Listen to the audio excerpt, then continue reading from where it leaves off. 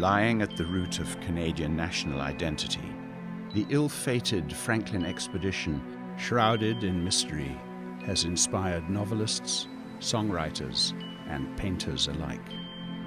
The only certainty was that Captain Sir John Franklin set out with 2 ships to seek the Northwest Passage. Neither he nor his men were seen alive again. During the 3 decades of searches following the disappearance of the ships, with the help of Inuit, relics were found. Among them, a note from crew members describing a track of sea ice, deaths, and the goal of trying to head south on foot. Hushed rumors of cannibalism surfaced. But the ultimate fate of the 129 sailors remained unknown. Recent re-examination of the few remains of the expedition discovered in the 19th century still sought to answer the oldest question: where did the 2 ships go? Now, 169 years after Franklin set forth, we know the final resting place of 1 ship.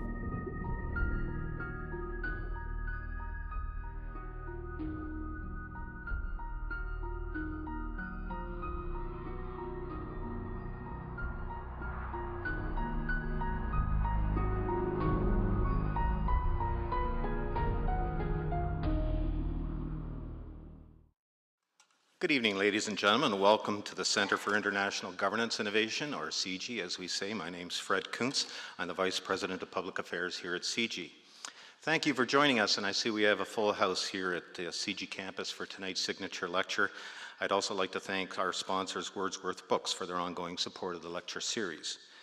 To those who are participating in the lecture through the live webcast, thank you for joining us through your computers at home. Following this evening's address, we welcome questions from both audiences here in the CIGI auditorium at the mics at the bottom of the stairs. And if you're watching online through the live chat function of your screen, please remember to state your name and to keep your questions brief. Tonight, CIGI is proud to welcome Marc-André Bernier, Chief of Underwater Archaeology Services with Park Canada, and Adrian Shimnowski, Operations Director of the Arctic Research Foundation, to discuss Captain Sir John Franklin's expedition and the discovery of Franklin's HMS Erebus. You could say that CIGI itself is also exploring the Arctic, though in a less physically demanding way. Perhaps CIGI has an ongoing research program in Arctic governance, exploring transnational issues of maritime shipping, resource development, and other issues in the Arctic. So here to set the stage for tonight's events and also introduce our speakers is CIGI President Rohinton Medora. Please welcome Rohinton.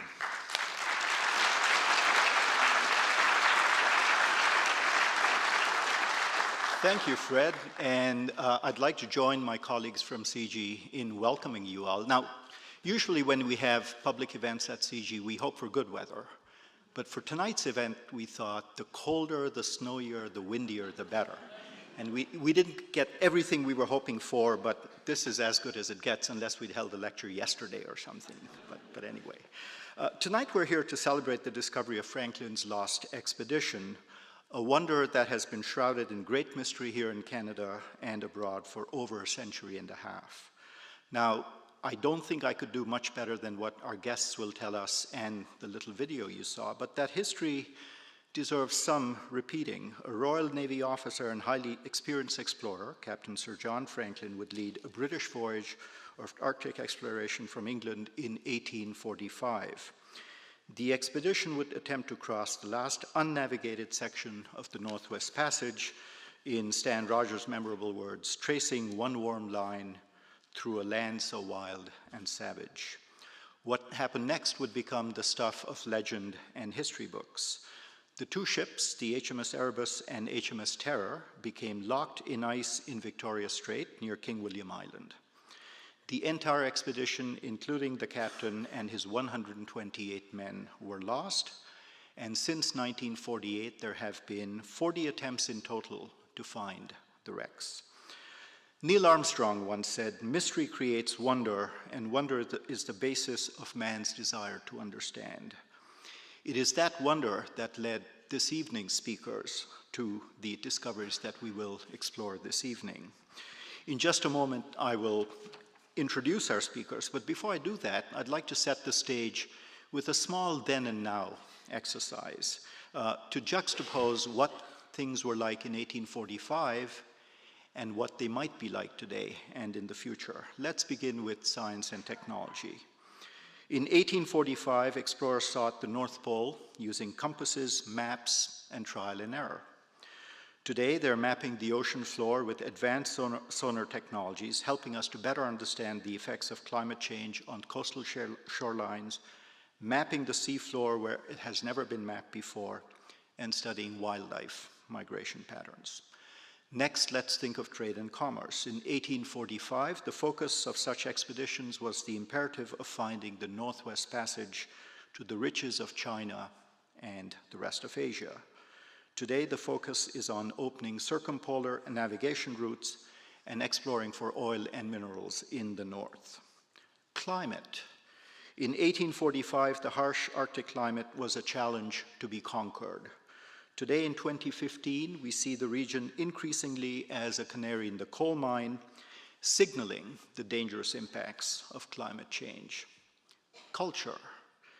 In 1845, there was a deep, sometimes misguided, fascination with how northern people could survive in their harsh environment. Today, we endeavor to maintain the highest degree of respect for Inuit culture and a shared desire among all Canadians, including our Aboriginal peoples, to preserve and celebrate its culture as an integral part of the Canadian identity. And finally, since we are at CG, after all, let's think a bit about Arctic governance. We can imagine in 1845 the great powers of the day racing to the north to stake their claim and to colonize or exploit or understand a new world. Today, perhaps it's not that different, but actually it is.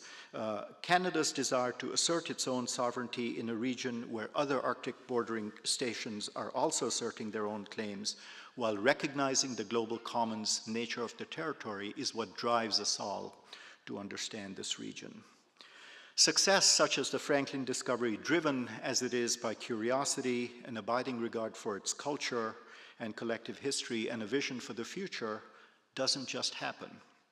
It requires foresight and resources. So I'd like to take a moment to recognize the contributions of Jim Balsillie, founder and chair of the board of CG. Jim, whether you like it or not, take a bow.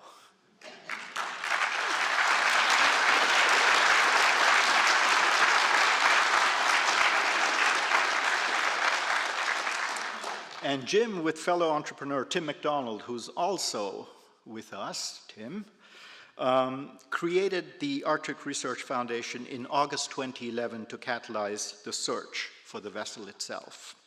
Along the way, important partnerships and alliances were struck with Parks Canada, the Royal Canadian Geographical Society, the Royal Canadian Navy, the Canadian Coast Guard, the Canadian Hydrographic Services, the Canadian Space Agency, the Government of Nunavut, and many other supporters and government agencies. The search team had many talented members. I cannot name them all, but I would like to introduce the two who are with us and a third who will join us by video in a few minutes. Adrian Szymnowski is what we call the captain of the operation. He is the operations director of the Arctic Research Foundation.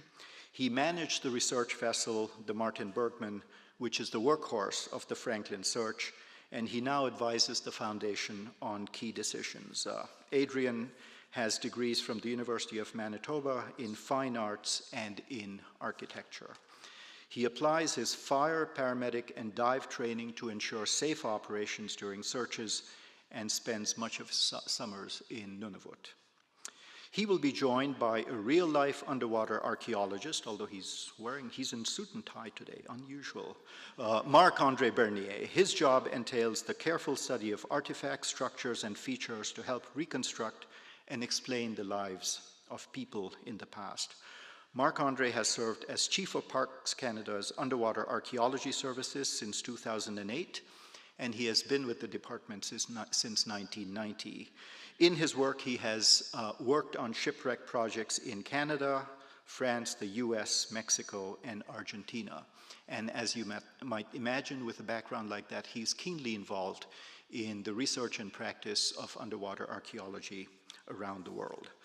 Now, you may have seen in the publicity for this event that we also intended to have another visitor on stage tonight, Doug Stenton, who is an archaeologist with the government of Nunavut and the University of Waterloo.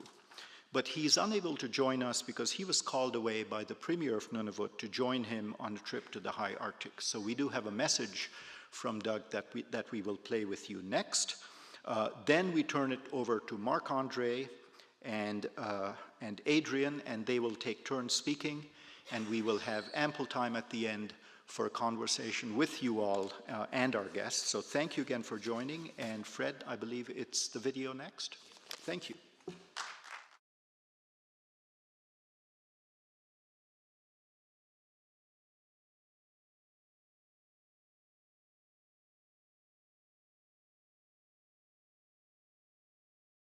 Greetings from Nunavut.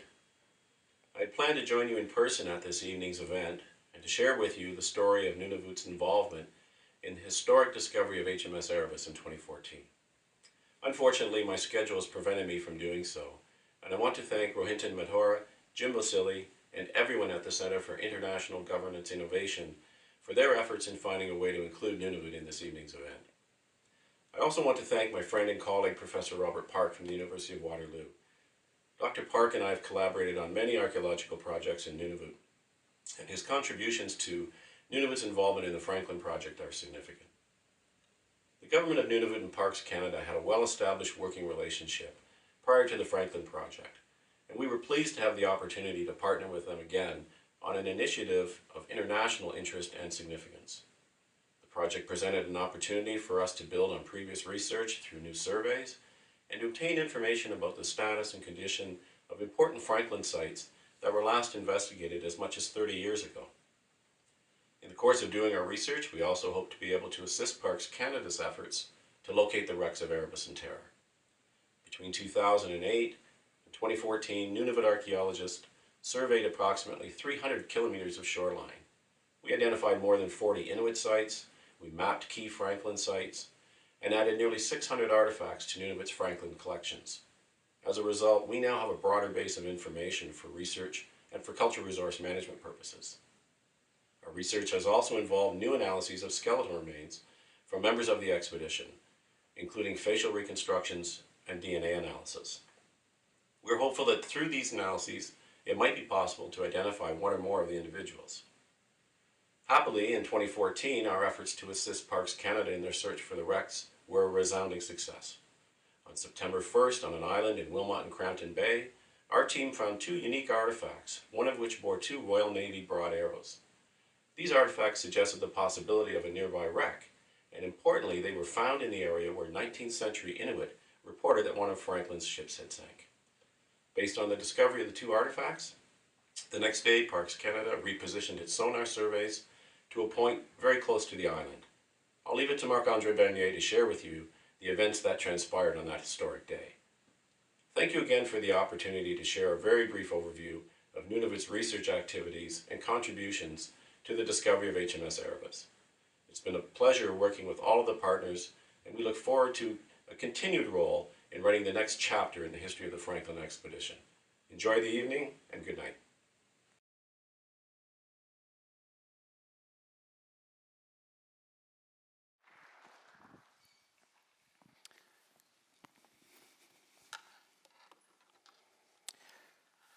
Good evening, everyone, and thank you so much for coming in great numbers. This is an honor and a privilege to be here to talk and to discuss with you about this really significant and exciting discovery. First and foremost, I'd like to thank CG for the opportunity, the great opportunity.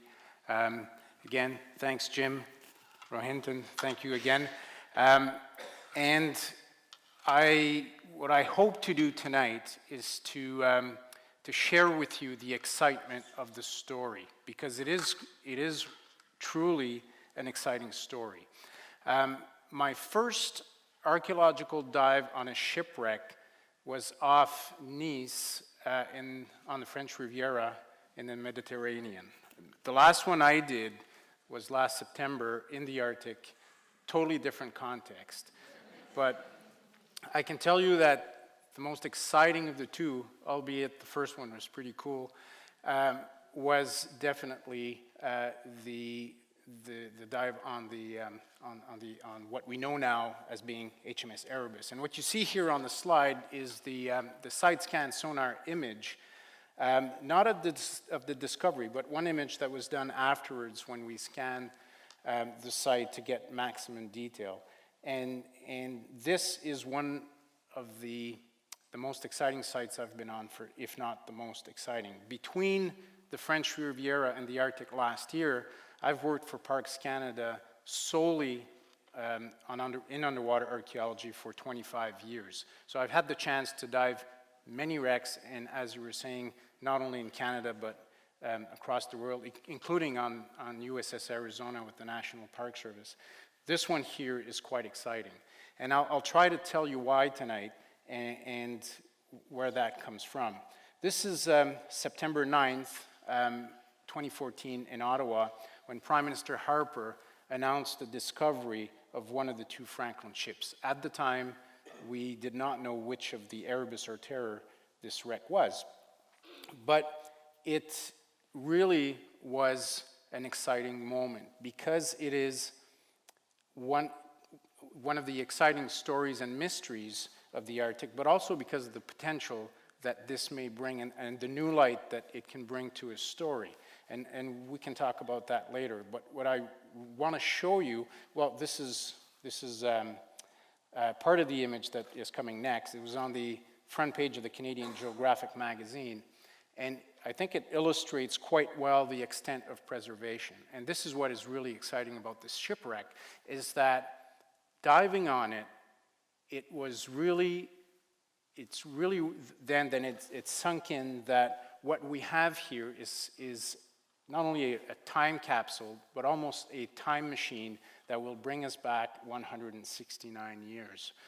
And what we have the opportunity of doing is reopening a story that we've been trying to understand for many years.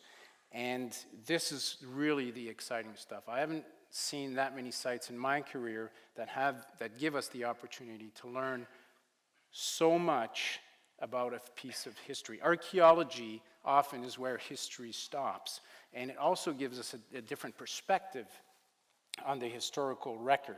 And I think in this case here, we have a chance not only to complement the historical records, very few after the ships were abandoned, there's only one, but also all the work that Doug Stenton and Bob Park have been doing on land, and all the work that other researchers have done before us, because we weren't the first. All that can come together in a better way, and we're going to reopen some of the elements of the story. So it is absolutely exciting. I've been asked often, what happens when you find it? Well, that's where the work starts. That's where the real excitement starts, because that's where we get to do archaeology. So what I'll do first is I'll basically give you a brief scope or a brief overview, and I really want to emphasize that this is an overview because we could talk about the Franklin story for hours, but I just want to go through a bit of the highlights of the expedition so you understand the challenges that we had when we were searching for the ships. I'll give you an overview of the history of the search, and after that I'll let Adrian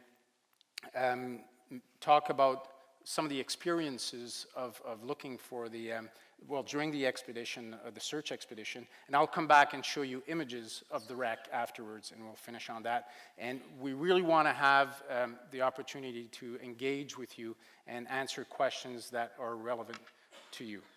So, 1845, we just saw a slide of HMS Erebus and HMS Terror.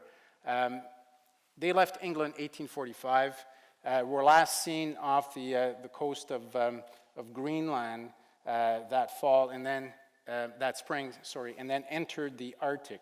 We know now that they circumnavigated Cornwallis Island, which is the circle that you see up near that yellow dot, and the yellow dot is where Beechey Island is, where they wintered for a first time. Lost 3 men. Owen Beatty excavated the remains of those men. Many of you are familiar, I'm sure, with these, especially the striking images of these mummified sailors preserved in the permafrost. Next spring, when the ice opened up, they decided to go down Peel Sound, and this is where they got beset in ice. So we'll do a little close-up of this area here. And where you see that position of that ship is basically where, more or less, the last position of the ship that we have. The X is where, in 1859, Captain Leopold McClintock's expedition found a note in a cairn. It was actually found by Lieutenant Hobson. Found the famous Franklin note in that cairn, and it was a note that was written in 2 stages. 1847, everything is well. They wintered. They tell us where they wintered. Captain John Franklin in command. Everything is fine. The rest of the note in the margins actually tell us a different story. It's in 1848. John Franklin had died. 19 men had died, and they were abandoning the relative comfort of their ships, which was their home for the last 3 years, and they decided to try to save themselves walking on King William Island, and none of them made it through. So we know where the ships were abandoned, but that's about where the historical record stopped. Now, over the years, starting with John Ray, and then with McClintock, Schwatka, and Hall, and Schwatka in successive decades, Inuit accounts were collected. These explorers tried to find traces of the Franklin expedition. Some of them found quite a number of remains, relics, human remains. McClintock found that note telling us that Franklin had died. But a lot of these Inuit accounts have been recorded by these explorers. And this is where it gets really interesting. And in a nutshell, for the search of the Franklin ships, the accounts were telling us that the ships, and this was consistent, the ships were lost in two different places. One of them was lost west of King William Island, which is the upper box, more or less, that you see on this chart. And that's a pretty vague clue, but that's a clue. The other one was more specific, and it tells us that the other ship actually sailed or went through Alexander Strait and was lost near O'Reilly Island, according to one account, and near Grant Point, according to the other account, which is the other box. So this was our starting point. So it's really important to understand that the 2 ships were lost in 2 different places, according to Inuit accounts. And if it was not for those accounts, we would not have been looking south in that area at all. So this is where the Inuit accounts really, they didn't pinpoint the location, but they gave us an area very specific in a sense that we would not have investigated. And Parks Canada wasn't the first to do so. Other researchers, including David Woodman, focused in that area. The Inuit accounts also told us that the ships would have been in shallow water. They saw the ship one year, they came back the other year, and the ship had sunk, and only the masts were sticking out of the water. So that's, you have to be careful with the interpretation of depth, but it did tell us that it wasn't in a very deep body of water. Over the years, since 2008, and I'll get into the sequence of search, we've managed to cover, until last year, close to more than 1,200 square kilometers. And you can see in both areas there how much territory was covered. Adding another, Adrian will give the numbers, but reaching 1,500 square kilometers and more with this year's search. So a lot of territory was covered. And it's important to say that the territory is not equal. The Victoria Strait, a much shorter window of opportunity because of the ice, because of also the openness of the water, while the O'Reilly Island area and the Queen Maud Gulf area a lot more difficult because a lot more shoals. So a totally different situation. So in 2008, and that until 2011, actually 2008, 10 and 11, it says 12 here, but it should be 11. The search was mainly conducted with, from the Sir Wilfrid Laurier from the Canadian Coast Guard. And this was done in conjunction with the Canadian Hydrographic Service. So as the Hydrographic Service was searching for the, as the Hydrographic Service were scanning the seafloor to chart the seafloor, the Parks Canada team piggybacked on their boats, and we towed side-scan sonar to try to get images to find the shipwrecks. And you can see one of the CHS launches on the top corner, and that was kind of the setup that we were using. This was done a week, 2 weeks at a time, and was all staged from the Sir Wilfrid Laurier. Aboard the Laurier were also Doug Stenton's teams with Robert Park, who's here with us tonight. These gentlemen were surveying, as Doug was mentioning, some of the sites on land. In 2011, and I'll come back to the other slide, this is where we were approached, actually at the end of 2010. 2011, we were approached by Jim Balsillie and Tim McDonald, and this was really a game changer in the search. At this time, Jim asked us, what do you need to really make a difference in the search? And one of the things that we needed was time on the water. We were very efficient with the Laurier, but the Laurier had other duties. So for us to really cover the territory and the great area we had to cover, we needed time. And technology, yes, better technology. We had state-of-the-art sonar for the time, but we needed just to be on the water. And this is where the Martin Bergman came in, this vessel that was supplied to us by the Arctic Research Foundation. And that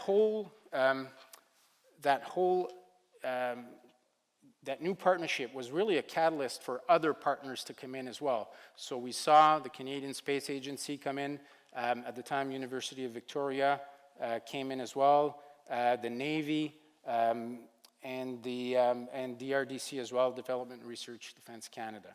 So all these partners came in together just about 2011, 2012. In 2014, we had more partners come in, and this was our biggest year to date.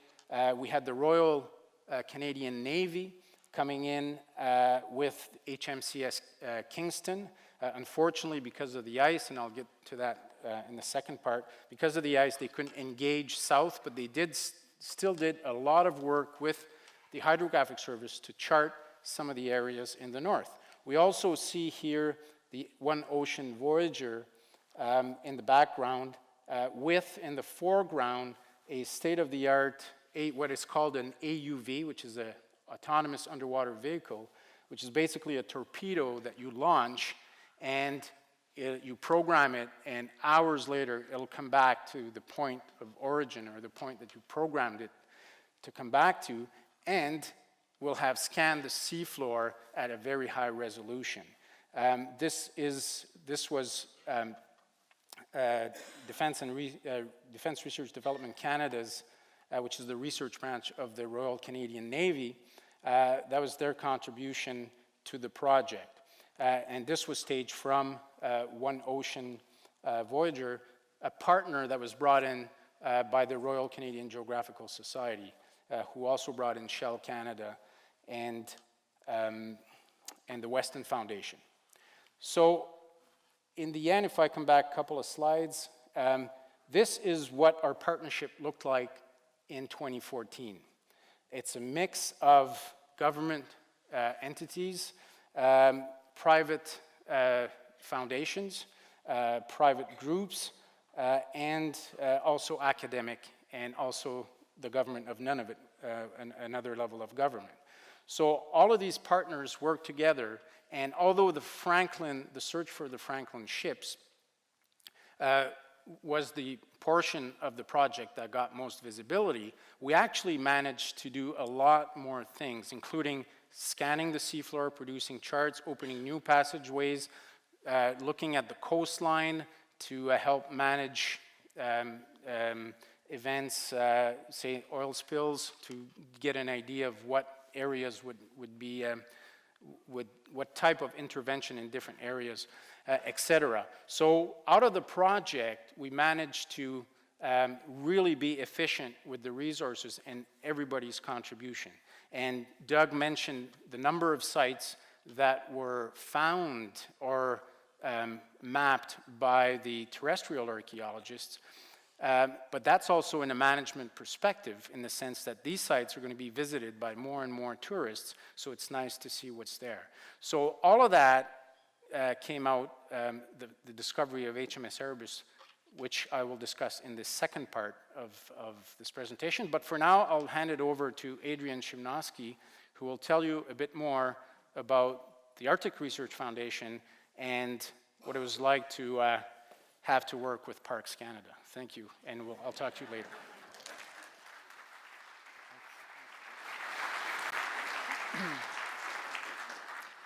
Thank you, Marc-Andre. Thank you, CG, and thank all of you for coming to listen to some people who work in the Arctic.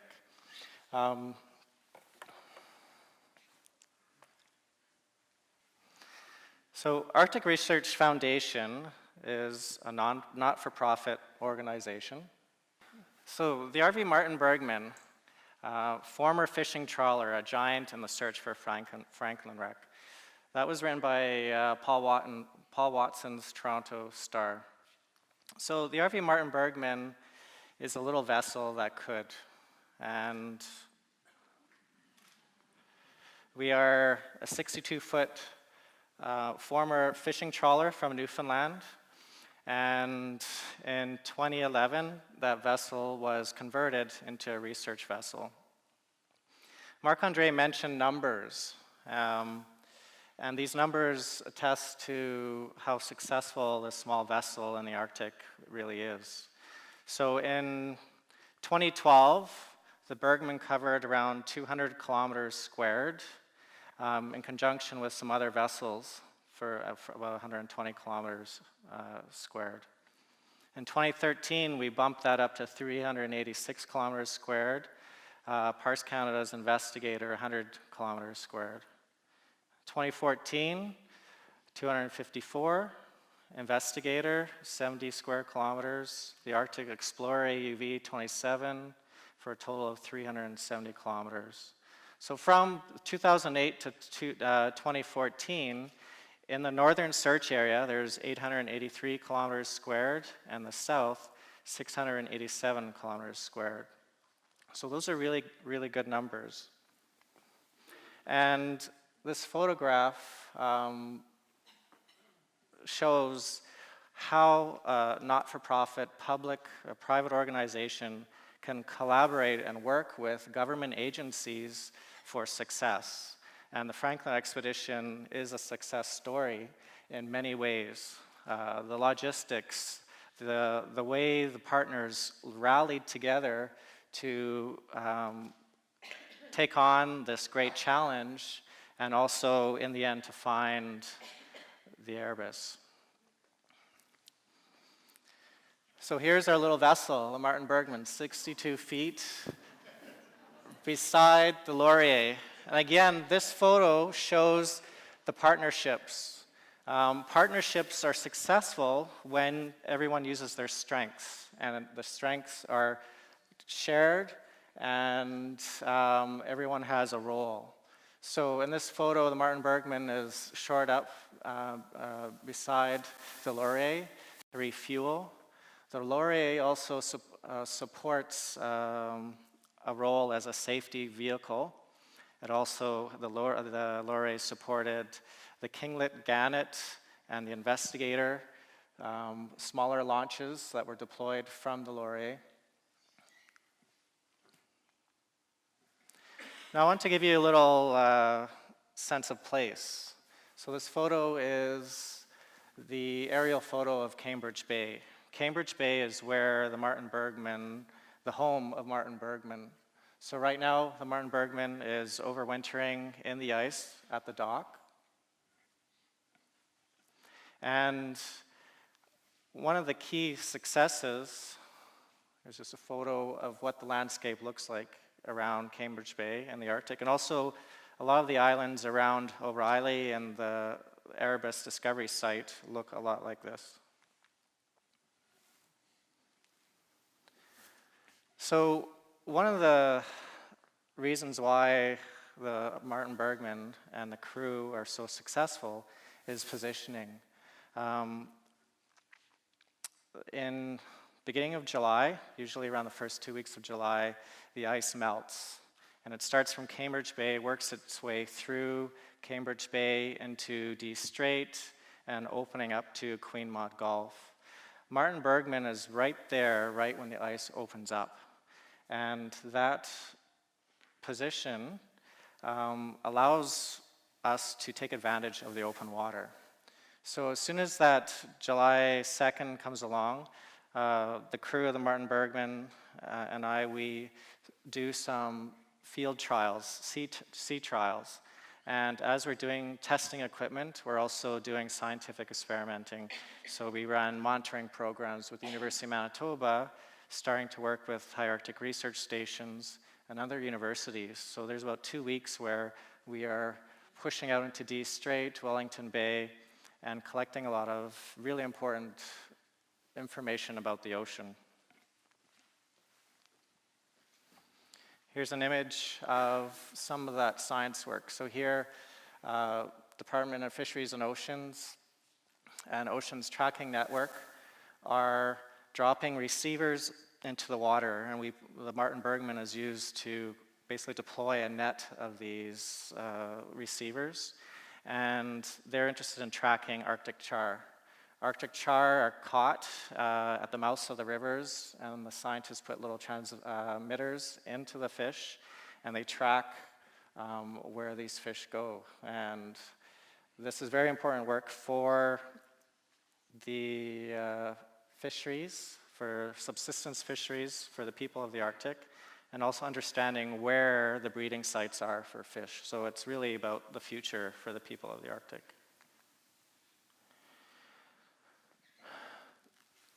So here's a photo of Atima. This photo is taken the second week of October of 2014. So already the ice is frozen.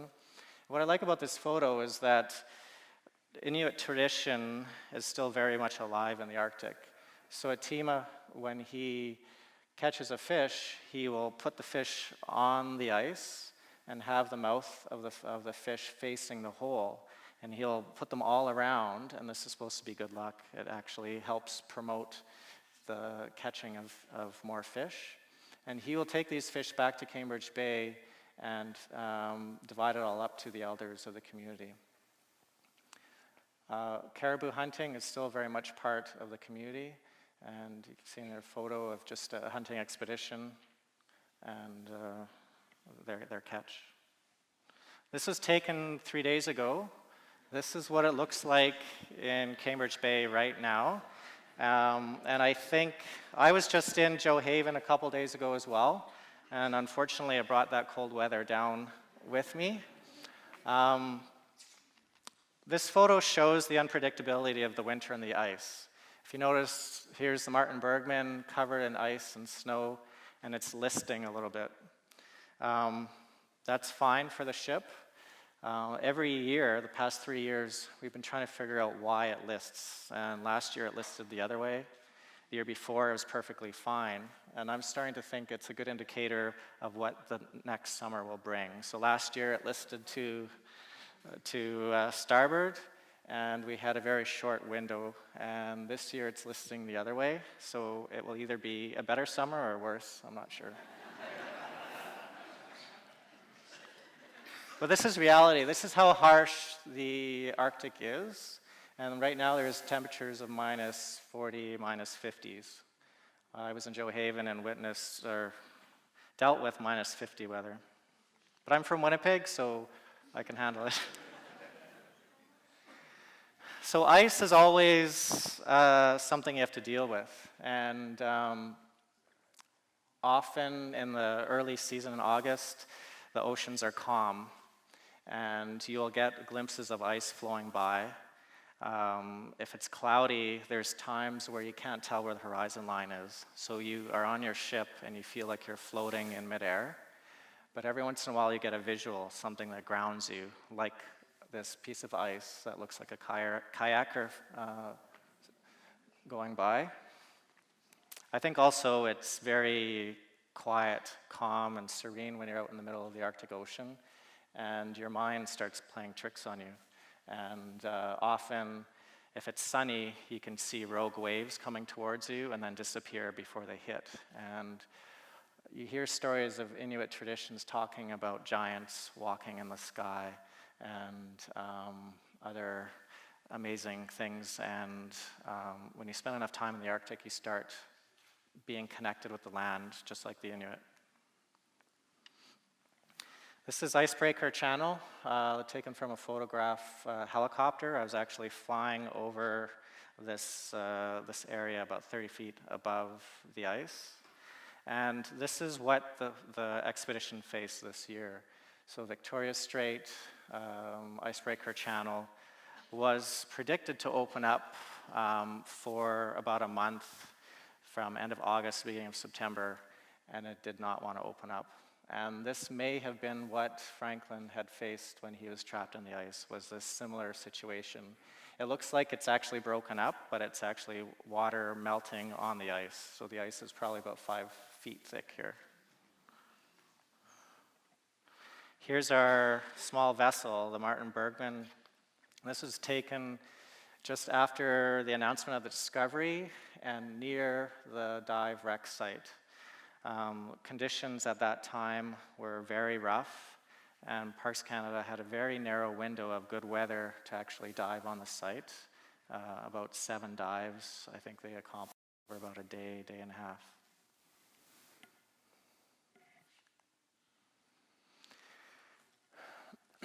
So this is a photo. We have Parks Canada, the Navy, Arctic Research Foundation. We have a crew of 12, and part of that crew is made up of Navy, Parks Canada, and the Arctic Research Foundation crew. I'm just going to go back here. The reason why I'm showing these photos is that last year, the Arctic, a huge storm rolled through the Arctic. The first week of September, we faced 100-kilometer-an-hour winds and greater, and we had to hunker down right in the middle of O'Reilly Islands. So we were hunkered down for 4 days. We could not get out. When you look to the north, you would see 10 kilometers to the north, 30-foot waves crashing onto the shore, curling over like you would see waves in Hawaii during a storm. We would have sleet, rain, snow. The currents running through the islands were so strong it would catch the keel of the ship and not let it go. The winds would come broadside to the ship, and the ship would heel over. All the rigging would sound like it would snap because of the high winds. So 3 days after facing this weather, we finally had a chance to escape to the island. Outside of the protection of O'Reilly Island, the waves were still crashing. So we finally had a chance to come ashore. And all of us, when we were on shore, we could not help think about the Franklin crew, what they were facing at their time when they were stuck in the ice. What did they see around these islands? And who knows, maybe they were actually on O'Reilly Island. What I find really fascinating when you're exposed to the environment of the Arctic, you become part of the environment whether you like it or not. And you interact with wildlife. And actually, at one time, you'd think, at first, when you just spend a little time in the Arctic, there's not a lot of life. But your senses become so acute because you're not distracted by signs and sound like in a city. You start hearing better, you start seeing farther, and you interact with a muskox. Or you can actually walk right up to caribou, and this caribou herd probably has not even seen man before. Same with that muskox. He came up to our skiff that we landed ashore, rubbed his antlers on the skiff, and then came up the hill to meet our shore party who was coming down. And as we were meeting, you could see the white of his eyes. He stood still in panic because he has never seen someone wearing a bright red-orange jacket. So, yeah. So, if I keep going, I guess you'll see the resemblance. And then here.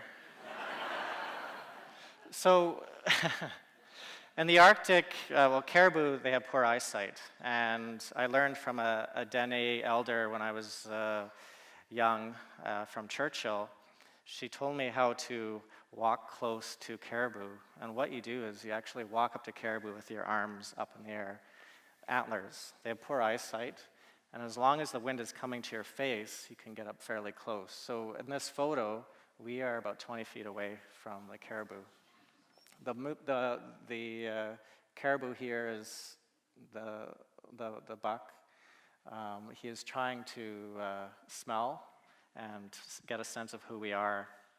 And it was about this point where he finally got a whiff of us and flanked us. Once he flanked us, then he had a really good idea of who we were, and then signaled to his herd to move away. So here's Jonathan Moore, one of the great archaeologists of Parks Canada. He really wanted to get close to that caribou. Now this is a carving by Uriah. He's an elder of Johaven, also a former mayor of Johaven. And I could not help but put these together. There's an interesting link with the people of the Arctic, especially Johaven. They are familiar with the stories of Franklin, and they are part of the land, they are part of the stories. And it is through art and culture that we can celebrate the connection of the stories.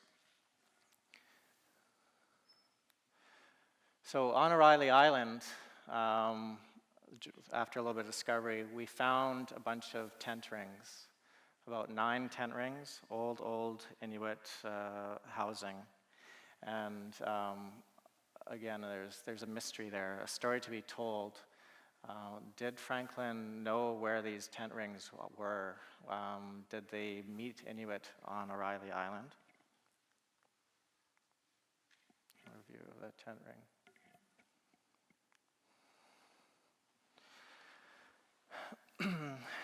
Most of the operations that we do around O'Reilly Island and the north are uncharted. It's uncharted waters. Only 7% of the Arctic has charts. So here is a tense moment. We're operating around the southern search area, and we're trying to find a way to get around the shoals because there's shoals showing up that are not on the satellite imagery that we have provided from Canadian Space Agency.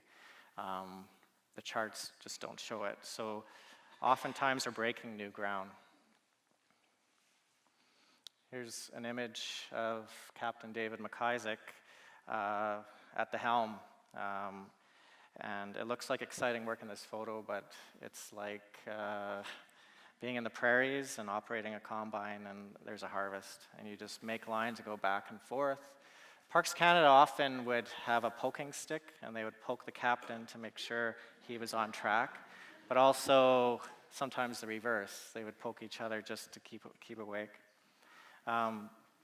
When the weather was good, our vessel, our team would run 24 hours nonstop until the weather slowed us down. So At about 25 knot winds, the Martin Bergman had to slow down because the information gathered from the sonar becomes inaccurate. Here's some photos of the Navy, Ryan Harris from Parks Canada, Yves Bernard, Fleet Diving Unit, Atlantic. They're preparing the towfish, the side scan sonar that was used, towed with the Martin Bergman. This photo was taken just after the discovery, right outside in the bay of Joe Haven. You can see the hydrographic launches, Gannet and Kinglet, another Zodiac at the stern of the boat. Again, it's that partnership, success. We work together, and you can just see by the placement of these vessels how well it works. I was really fortunate to be part of the celebrations in Joe Haven. This was a really big event. They were so excited that Canada found the vessels, and it wasn't just one government agency, there was many government agencies plus private organizations working together. So the town put on a huge feast, drum dancing, traditional foods.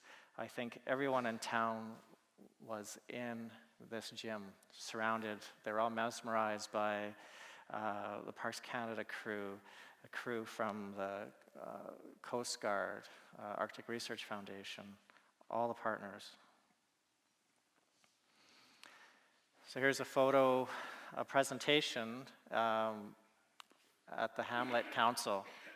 And this was the initial talks of, well, what do we do now? What do we do? How does the town of Joe Haven, the Hamlet of Joe Haven, support a role, a new role? So there's ideas of tourism, security of the Arctic, security of the site. How can all the partners involved work with the community to make something work for the community? So a lot of important questions were asked, and really they're looking for someone to help lead, but in a collaborative way. Here's the crew of the Martin Bergman. Again, a mix of Navy, crew from Newfoundland. And here's the bigger partner. This is taken on the Laurier flight deck, and the celebrations of the find and the partnerships are all being shown here. So now what I'll do is I'll pass it on to Marc-André.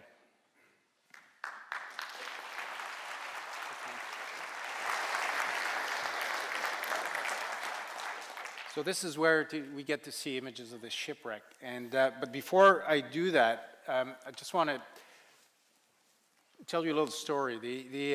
When we came back for the announcement of the discovery, when I saw Jim the first time I walked in our office, and we came out, saw Jim, and he said, "Don't you love it when a plan comes together?" That's the first thing he told me.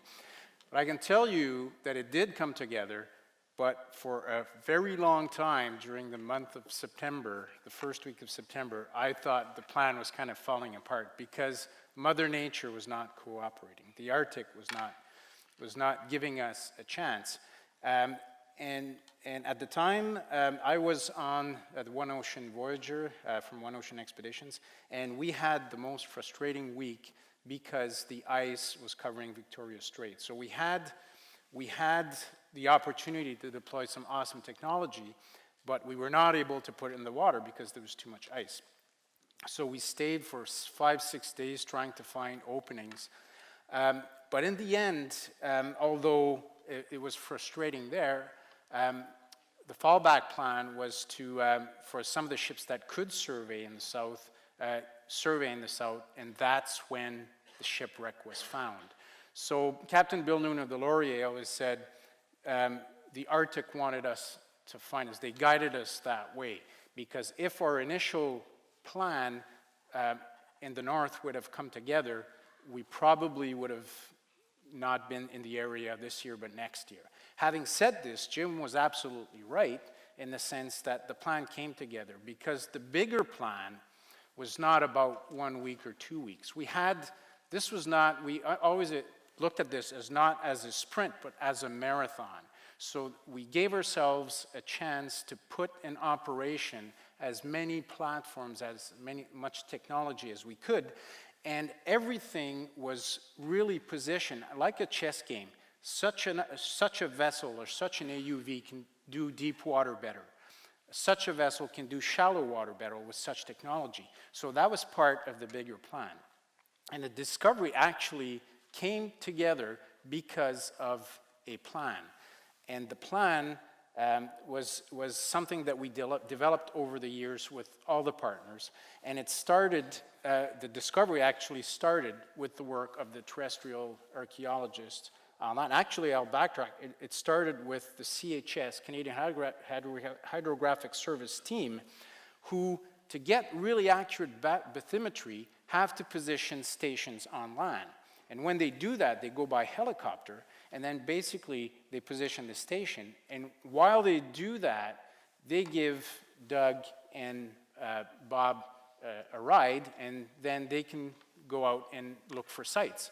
And this is precisely what happened on September 1st, where, and correct me if I'm wrong, Bob, but story goes that helicopter pilot Andrew Sterling said, okay, there's a number of islands, which one do you want to visit, because it doesn't really matter where we position the station. So they said, that one there, and landed, and while the station was being positioned, Doug, Bob, and Andrew Sterling here started to look for sites, and it happened that Andrew Sterling found one piece of the shipwreck. And this piece here, as we see from the left to the right, Robert Park, Andrew Sterling, and Doug Stenton, that piece of metal was actually from the ship. And there's a lot of artifacts or relics that come from the Franklin expedition, but very few are from the shipwrecks. They're usually personal possessions.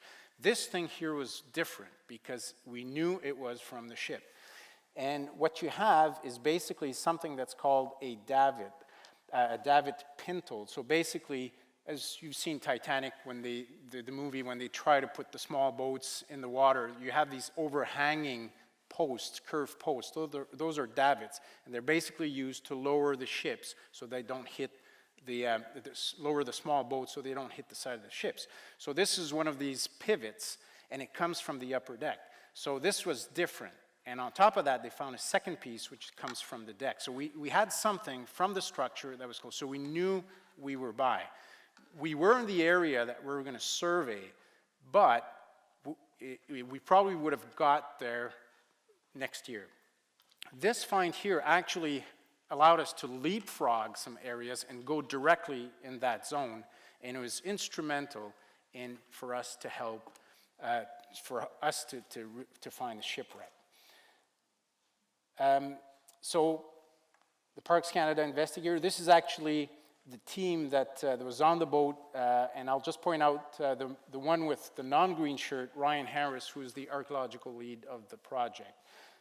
He was the coordinator of the archaeology for us, and he was there since day one, and him and colleague Jonathan Moore happened to be in front of the screen when the shipwreck was found. So we also say that it's the investigator is the boat that found the wreck, but we all found the wreck because, for example, the Martin Bergman, we look at it as a noose around the site, and the other ships, including the Bergman, actually did a lot to get us there. So it was a collective, really a collective win. So once we found the shipwreck, what happened is we went back and we dove with an ROV, which is a robot, a remotely operated vehicle, a robot, and we actually captured the first images. We did not have our dive gear with us, so we couldn't dive the site immediately. We came back to Ottawa, the announcement was made, we brought our dive gear back, and then went back to the site. It was the longest days of my life, I can tell you that. there was a huge storm. We had to wait a couple of days before we could even leave Johaven on board the Laurier. We got there, we got pounded for 3 days, waiting, just there stationed, waiting. Every morning the bergman would come out from behind the islands, would see if we were diving. We can't. So we actually, 3.5 days, and then eventually the weather calmed down and we were able to do, out of what we thought we had was 5 days of diving, we actually only got a day and a half. So we got 7 dives in total, an hour long, but boy, were they good dives. So this is, I'll show you a few slides of the wreck. This is basically taken outside the wreck. So what you have, and I showed you that, and we'll come back to some of it, that extraordinary image of the wreck. This was taken by the hydrographers of the Canadian Hydrographic Service. So basically they used the technology, the multi-beam that they usually use to take bottom depths, and they used them to record in 3D the shipwreck. And I'll show you how accurate it was and how good it was and how helpful it was for the work. But what you saw there was a 3-dimensional ship. Well, that's only part of it. The ice took parts of it, and the rigging took parts of the rigging out. And you'll remember that I said that the Inuit accounts were, and those accounts I forgot to mention, obviously recorded in the 19th century, but we also worked with Louis Kamukak of Johaven, who gave us the inside knowledge of the land, the topography, to help us as well try to narrow our search.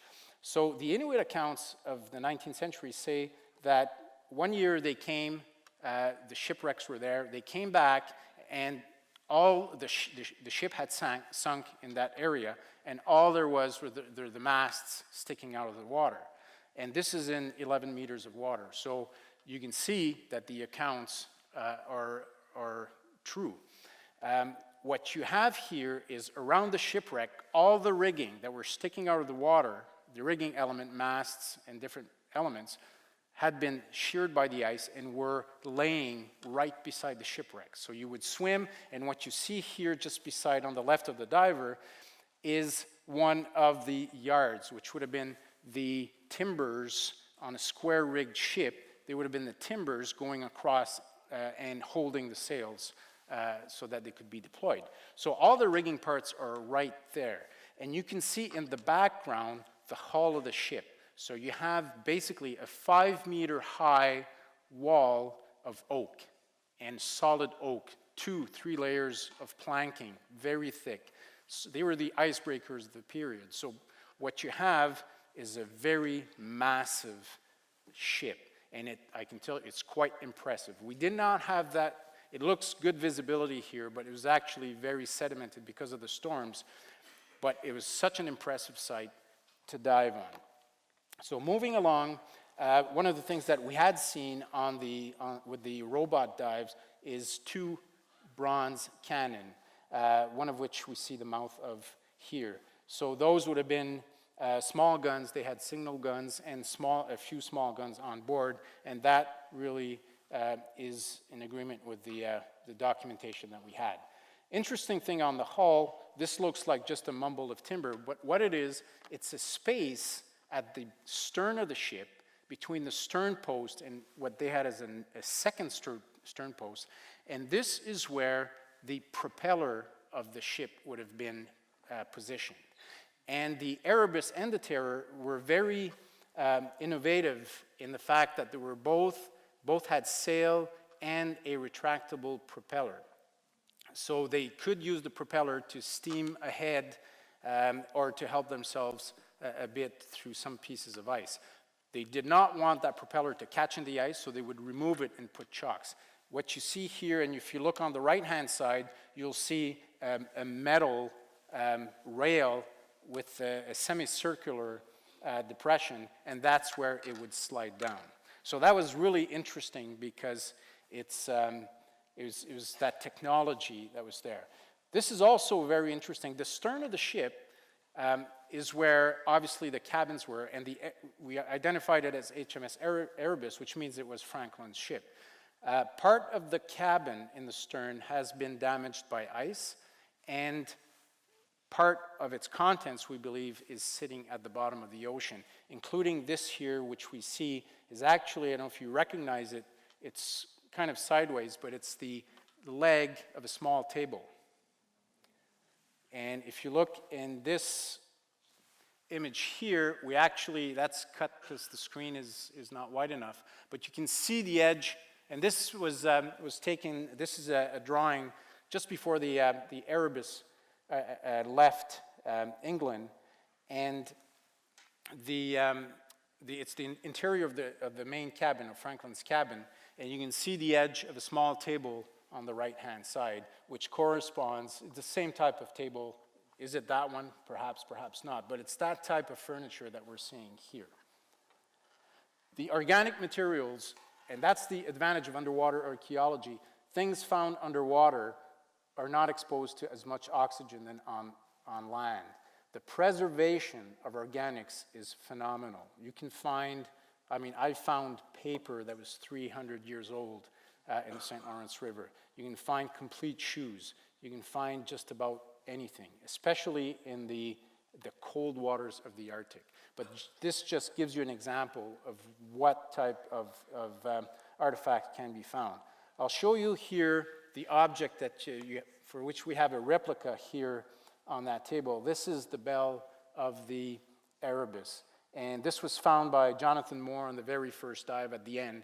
And I'll remember always, I was on the deck of our diving vessel, and all of a sudden, you had Ryan Harris and John, who did the first dive, and they were saying, oh, come and see this. No, you come and see this. There was so much excitement and so many things to be seen. And then all of a sudden, John says, we have the bell, we have the bell. And we decided to recover the bell, and it's actually in conservation in our Parks Canada labs, but this is a replica that was done by somebody from Kitchener, I believe. So this bell, I'll show you a detail, has the broad arrow, has the date 1845 on it. It did not have the name of the ship on it, which would have been too easy. But, you know, for those who doubted that we had a wreck from the Franklin expedition, the 1845 kind of, I think, convinced everybody. We were able to identify the ship, and that was done actually after, and it was using many things. The ships were actually only about 1 meter difference in length. So what we had to work with were details, differences in construction, and also a very accurate image taken by the Canadian Hydrographic Service. This is a plan view, and by superimposing the plan, the main deck plan of the Erebus, you can see that everything matches perfectly, which it did not for the Terror. And along with other elements, we were able to confirm that it was the Erebus. So I'll leave it at that, and we'll have a chance to discuss with questions. But you have a list of the partners here. Again, thanks for CG for this incredible opportunity, and thank you so much for your attention in my name and the name of Adrian Chimnowski. Thank you.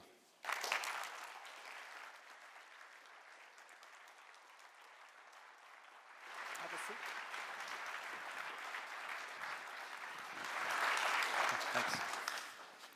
So we have about half an hour for questions from the floor. And I should say, I was remiss at the outset to mention that there's also a large audience joining us on the web, and there will be some questions coming in, and I hope I can read them from this distance, but I'm quite sure I can.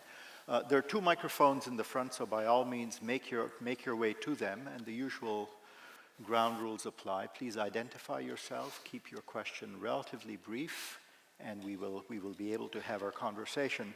And while people organize, I'd like to ask each of you this question, inspired by something Marc-Andre said, which is that archaeology is where history ends. And you were on site, totally on site, and I meant to ask you what the meaning beyond the relevance and the awe of the find, what the meaning of the find is for contemporary society. Almost, you know, Why is archaeology important? Well, why is history important?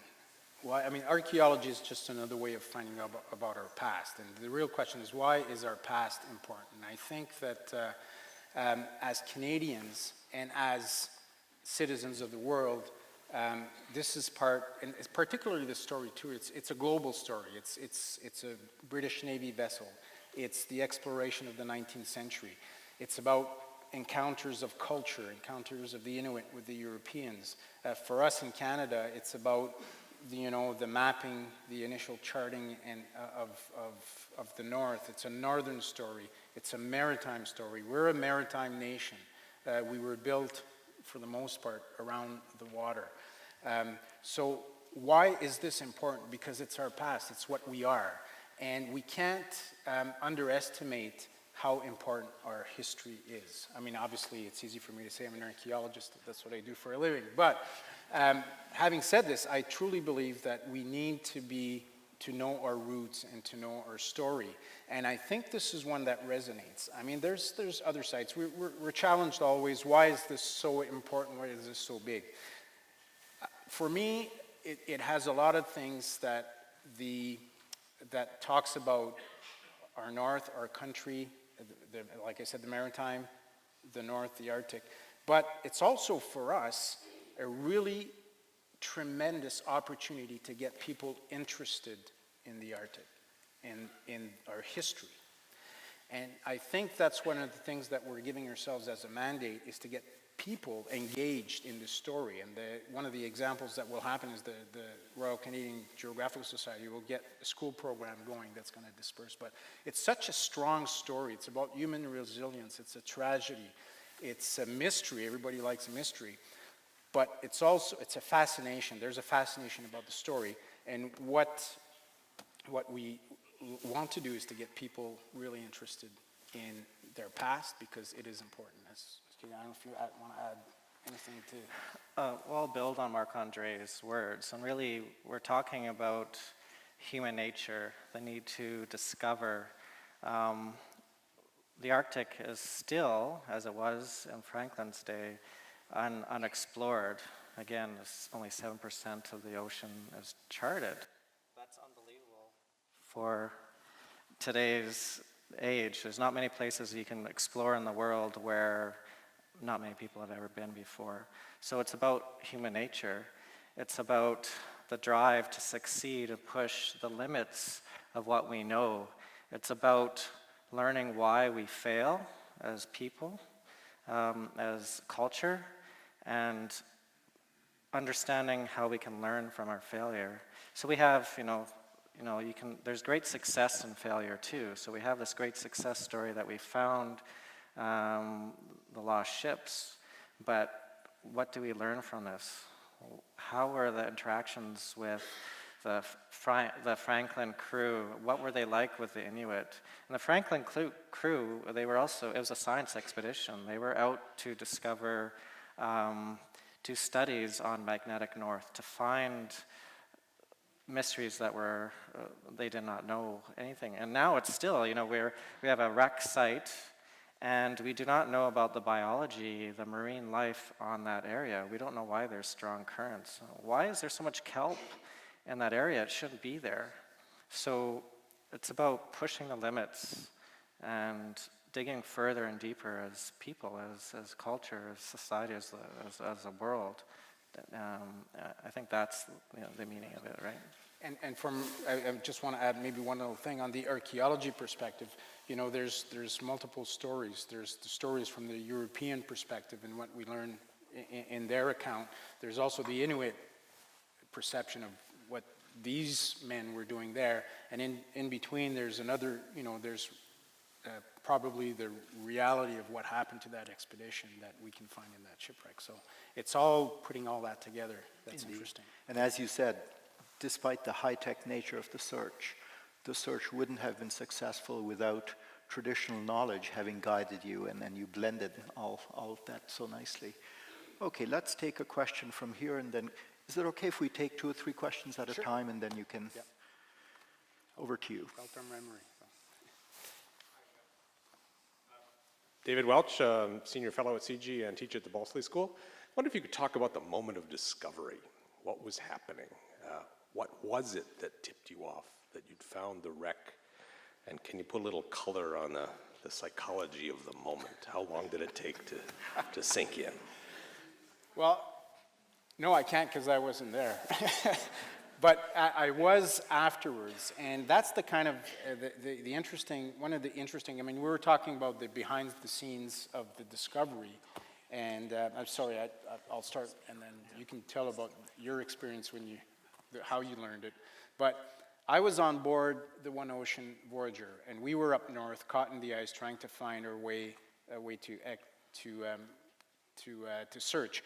In the meantime, after the discovery of the land finds, the park's vessel investigator went out. They located the wreck site and didn't tell anybody. And that is because we had a protocol in place, a very strict protocol that all the partners agreed to, which was to make sure that before there was an announcement, you can imagine this is well, you saw the news. This is worldwide news. This is global. The last thing we wanted is the news to come out and we had the wrong ship, right? And that was a reality because there was another vessel that was sunk there in the area. There's an early 20th century little schooner that was there.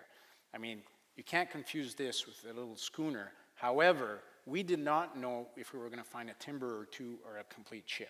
So to make a long story short, when Ryan on board the vessel saw and John saw the image, they kicked in the protocol, which was basically the next step was for the chief of underwater archaeology to validate the find, which was me. So they couldn't tell me, I was stuck up north, and they couldn't get me to the ship, and we had to try to find a way to avoid a leak so that the announcement could be made in a proper way and that we could validate that. So basically, I can tell you my moment of discovery was when I transferred to the Laurier to continue the search while the other vessels were going back, except for the Bergman. And Ryan had given me a kind of a weird message on the satellite phone saying, you gotta come, there's something weird happening with one of the crew and something like that. So I came on board and I expected something. So he started and he made me linger and linger. And it was only about an hour and a half. He said, oh, let's have dinner first. I said, okay, sure. I thought this was pressing, right?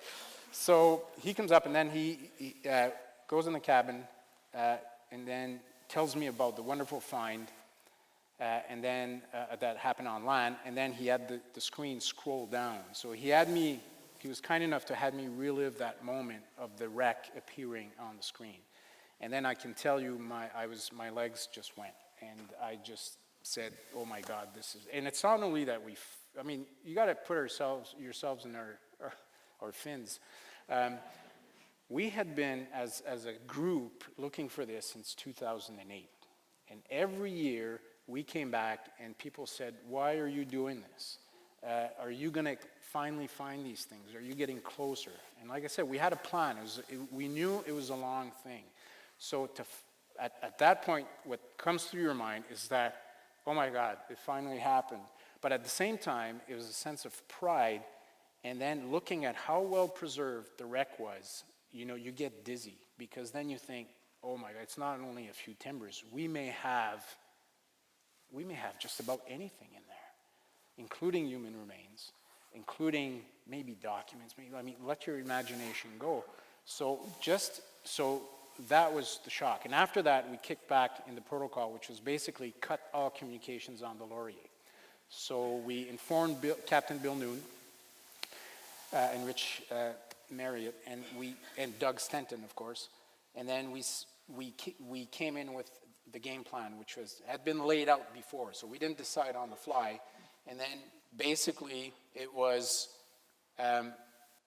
cut communications. All the satellite phones that people had were confiscated.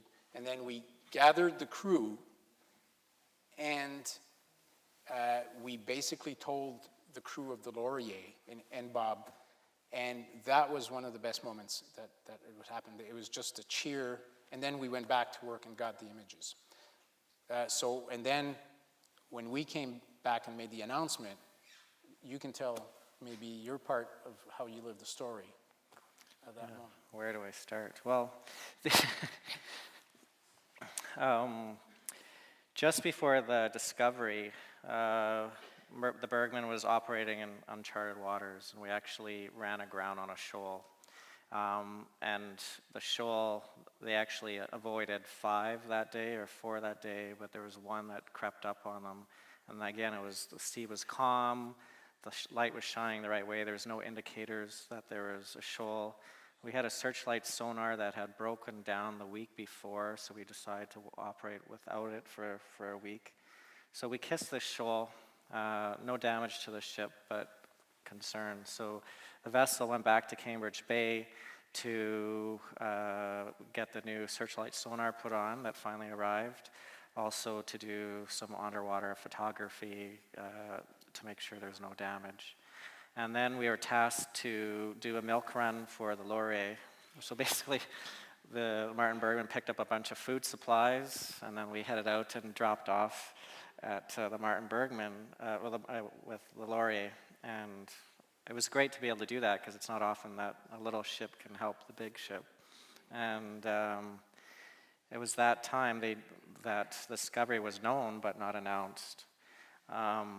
When the announcement was made and the crew did find out that there was a discovery, I think everyone wanted to run laps around the boat and celebrate. The effort of all the crew running 24 hours a day, fighting treacherous conditions, getting the ship ready. Oftentimes we would be working so hard at the beginning of the season that our hands would be sore.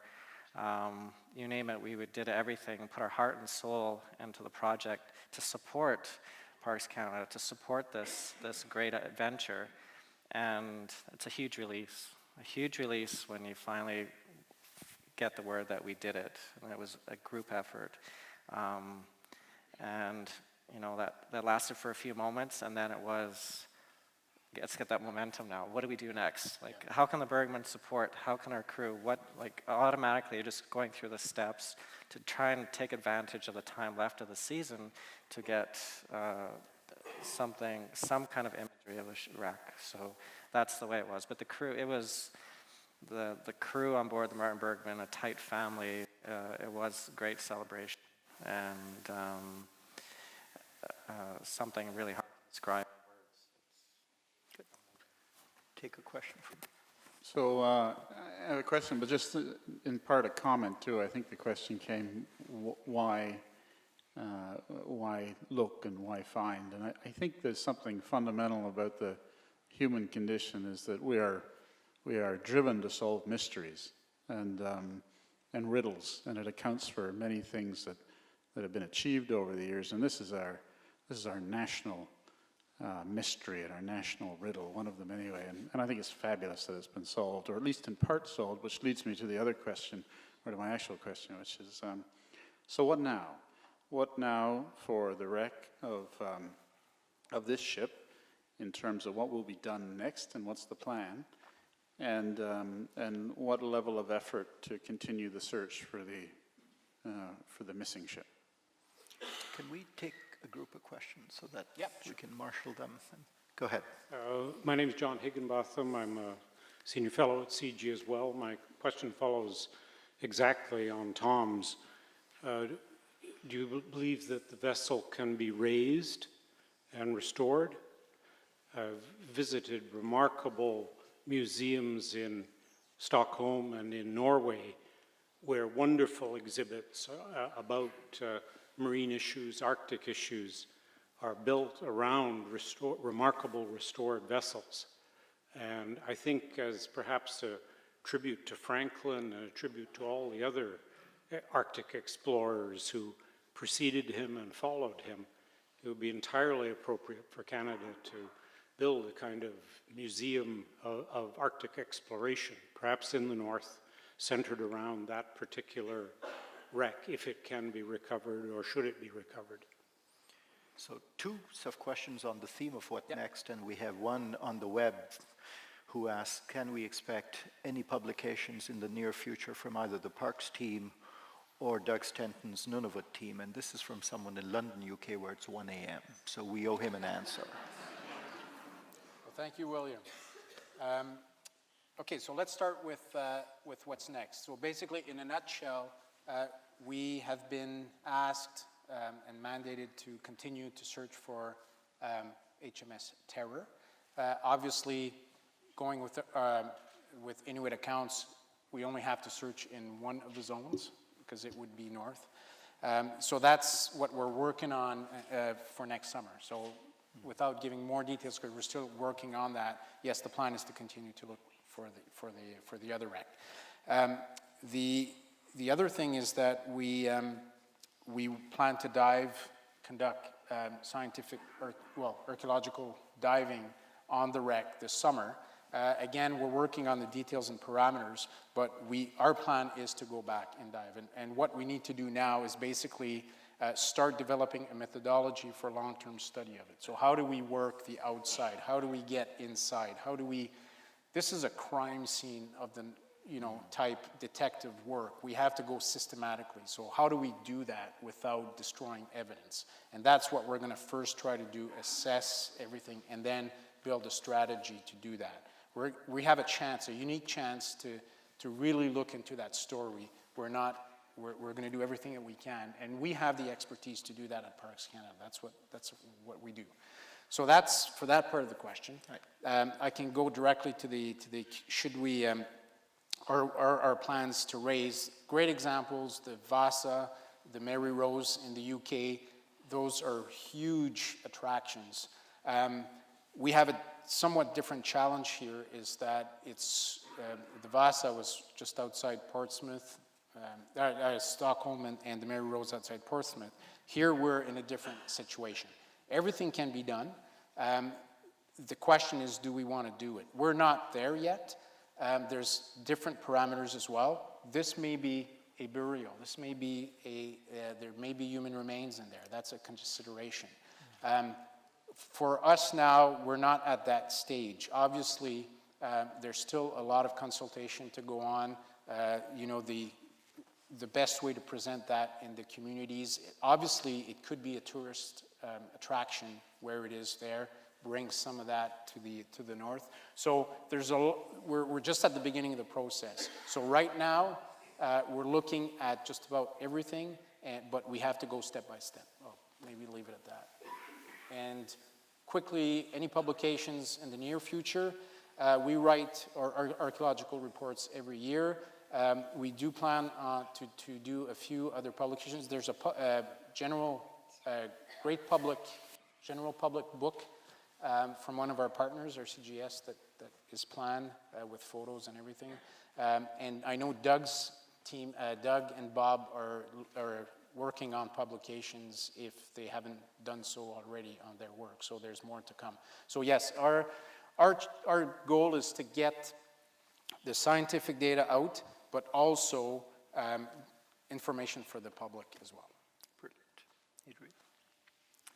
Well, Arctic Research Foundation will continue the role and support. Couple ideas that we're looking into right now is using the lab space on the on the boat to modify it to allow the initial recovery of any artifacts. So they will have the initial preservation done on the Martin Bergman, and then from there, either the Martin Bergman would transport the artifacts to Joe Haven, where further preservation could be done, and then fly south. So really, it's a supporting role, and basically whatever Parks Canada is looking for, we're going to be there and step up for the challenge. There's our talks that the vessel will be a dive support platform, but we have to really discuss the options. So, yeah, so we're just going to continue that partnership and continue to that success, and who knows, as that synergy, it keeps on propelling itself. And I think it will also lead to support for the community. So there's possibilities of tourism, building infrastructure to help the community make something prosperous of this. So whether maybe it would be great to have these artifacts in a temporary museum being preserved right at Joe Haven, and it's always continually changing as new artifacts come in. So there'll be a continual curiosity, so that's one way, but a lot has to be done, and the community needs someone to step up to help guide them, and they want, especially Joe Haven, they want their people to not be forgotten. So all the decisions made from this point onward, they want to be involved so that it's good for all people, for all of Canada. So that supporting role will increase. There's a need for that. And on that subject, just a word on the bell. If you have a moment after the talk, by all means come up and take a look at it. The story behind it is that, as Marc-Andre mentioned, there were photos taken of the bell, and then there's a firm in Kitchener, and I should sort of stand up and read, but by all means take a look, that has used its 3D printer to create a replica of the bell. And the first replica resides in the ROM in Toronto, and this is only the second replica made, and the ROM has been kind enough to lend it to us for about a day or so. The only caveat, to look at it, touch it, is don't try and ring it because it's ceramic, not metal. So keep that in mind. Is there still someone at that microphone? Go ahead. My name is Gabriel Bruce, and did you find anything about the people on the boats? Right. Can we take another question as well? Is there? Go ahead. I can't see very well, so take Okay, we can take that one? yeah, take the one on people on the boat. About people on the boat, we actually just started to look at that, and what I can tell you is that I'm sure we're going to learn a lot about the people on the boat. One of the big questions is that, did the ship go there taken by the ice, or did some of the members of the expedition go back to the ship and bring it there? And if so, then we may actually find perhaps remains. We don't know what happened to these men.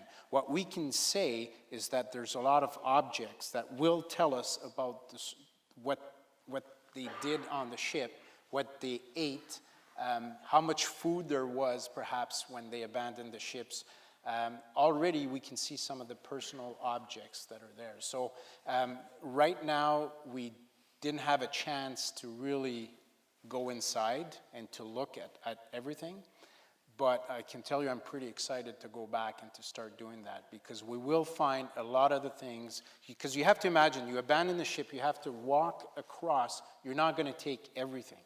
So you'll leave a lot of the things, especially the heavy things, behind you, and those will be very interesting to look at and to see what happened. That was a good question. The story is they took a lot of heavy things, and that was their undoing in some ways. Well, yes, they took a lot of things. We don't perhaps really understand all the thinking behind what they took, and that's what the work of Doug Stinton and Bob Park, among others, tell us. But it seems to us with our eyes today that they did take things that maybe we wouldn't bring, but we're here and not then at that time. So, Adrian? I think Marc-Andre answered that beautifully. So, and also I want to thank for the young voice. Really what we're doing is future, and when we hear young voices, it gives us something to look forward to, because really we are doing this for our future generations, and even in the Arctic, it's the future, the young generation that need the training, they need the experiences so that they can push prosperity in the Arctic. So thank you for the question. Great. Go ahead. I'm Penny Cressman, just from the public, but I had a question about how the Inuit accounts, which seem to be so important to your research, came to you.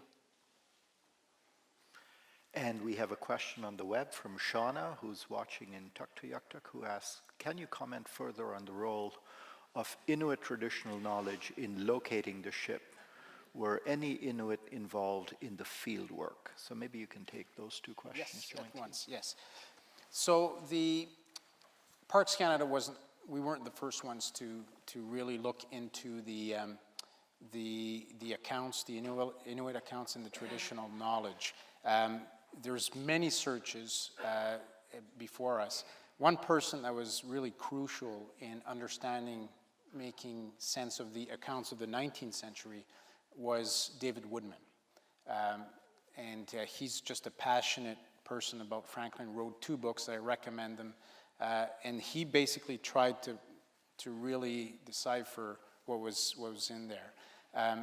At the same time, there's somebody in Joe Haven, Louis Kamukak, who really took upon himself to gather as much of the oral tradition of his people to understand the Franklin story. So they were really at the forefront of all the Inuit accounts.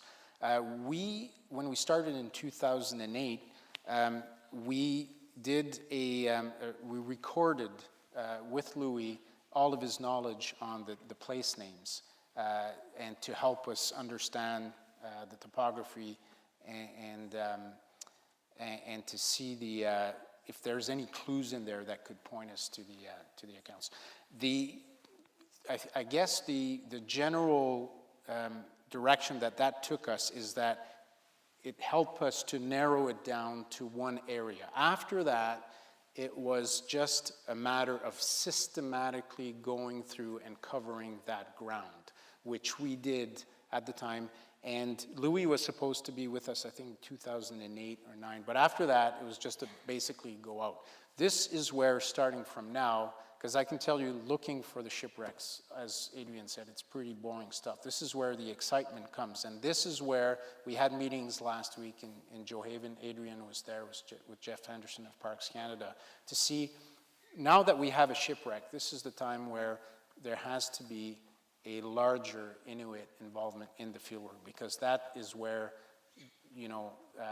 a lot of the understanding of the story becomes, it starts to get exciting. And I think where the Inuit accounts are going to take us, and David Woodman said that too as well, is it's going to be really interesting now, because there's a lot more accounts of what they did when they saw the ships than where they were. So this is where we get to verify some of the numerous details of these accounts, saying we went on the ship, we saw a dead body in a cabin, we took certain things. So this is where it's going to be even more about the Inuit accounts than it has been for the search. And like I said, it was about the Inuit accounts helped us to look in that area. And not only that, now we can look at the land finds and say, okay, how come now that we know the ship is here, how come these things are there? So it opens up a whole new front of research about the dispersion of these artifacts, perhaps by the crew leaving, or perhaps by the Inuit taking some of the materials and using them for their own use and survival. While I was in Joe Haven, the discussion was, well, how can the people of Joe Haven support, how can they provide their expertise in the future operations?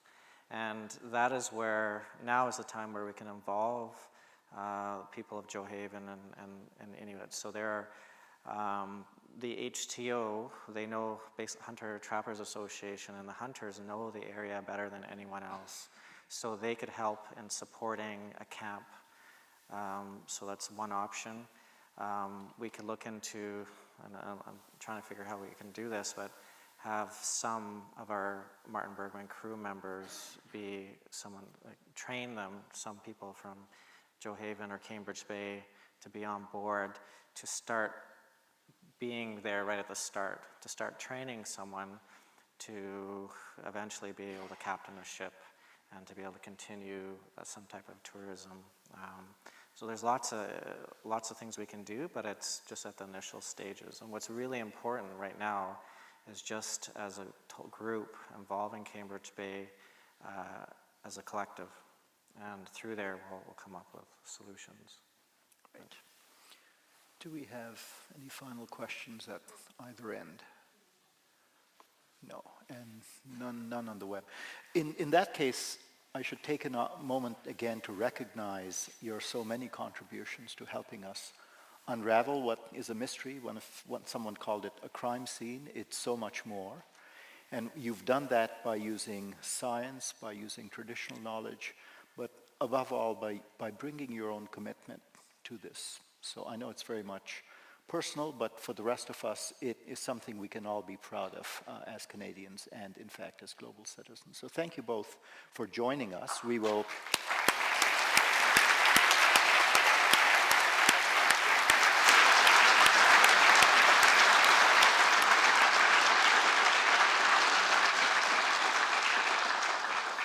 A few quick comments before we adjourn.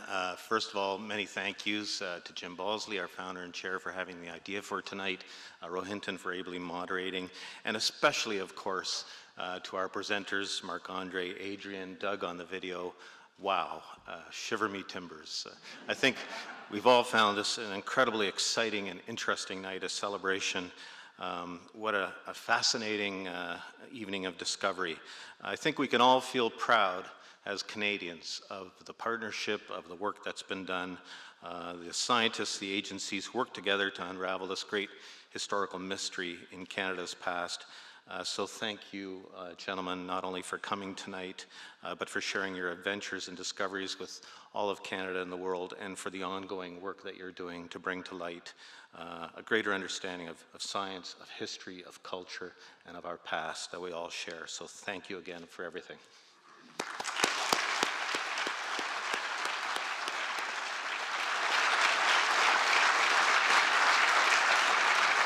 The edited video of this evening's presentations will be posted to the CG website, and you can post your own comments there. We'll post a blog about this event, and you can add your own comments of congratulations. In the coming weeks, we invite you to join us for other public events, including on Wednesday of this week. We have the next installment in our cinema series. We screen the documentary The Island President, which follows the then president of the Maldives, Mohammed Nasheed, as he confronted the issue of climate change and how that threatens to put his entire nation underwater. So register for our events online, for our events newsletter, and for information on upcoming events. Thank you for sharing in the adventure and for journeying here tonight. Have a safe journey home.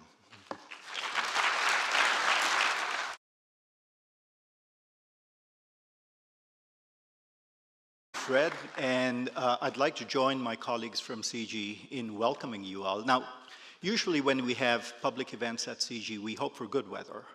But for tonight's event, we thought the colder, the snowier, the windier, the better. And we didn't get everything we were hoping for, but this is as good as it gets, unless we'd held a lecture yesterday or something. But anyway. Tonight we're here to celebrate the discovery of Franklin's lost expedition, a wonder that has been shrouded in great mystery here in Canada and abroad for over a century and a half. Now, I don't think I could do much better than what our guests will tell us and the little video you saw, but that history deserves some repeating. A Royal Navy officer and highly experienced explorer, Captain Sir John Franklin, would lead a British voyage of Arctic exploration from England in 1845. The expedition would attempt to cross the last unnavigated section of the Northwest Passage, in Stan Rogers' memorable words, tracing one warm line through a land so wild and savage. What happened next would become the stuff of legend and history books. The two ships, the HMS Erebus and HMS Terror, became locked in ice in Victoria Strait near King William Island. The entire expedition, including the captain and his 128 men, were lost, and since 1948 there have been 40 attempts in total to find the wrecks.